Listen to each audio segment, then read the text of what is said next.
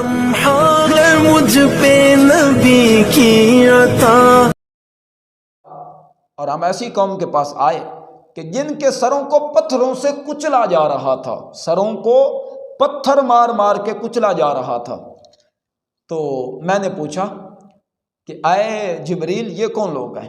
تو پاک نبی علیہ الصلوۃ والتسلیم فرماتے ہیں کہ جناب جبریل علیہ السلام نے کہا کہ یہ وہ لوگ ہیں کہ جن کے سر فرض نماز کے وقت بھاری ہو جاتے تھے، سروں کو کچلا جا رہا ہے پتھروں کے ذریعے۔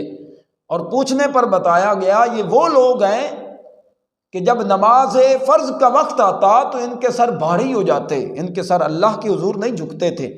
یاد رکھیے گا قیامت والے دن تو ہر شخص تمنا کرے گا کہ سجدے کا موقع مل جائے، اور بعض سجدہ کریں گے بھی صحیح، لیکن بے نمازی لوگ اپنی پوری قوت لگائیں گے لیکن پھر بھی سجدہ نہیں کر پائیں گے۔ تو اس لیے کیوں نہ ہو کہ ہم سجدوں کے ساتھ تعلق جوڑیں، ہم اپنی پیشانیوں کو سجدوں کی لذت سے آشنا کریں۔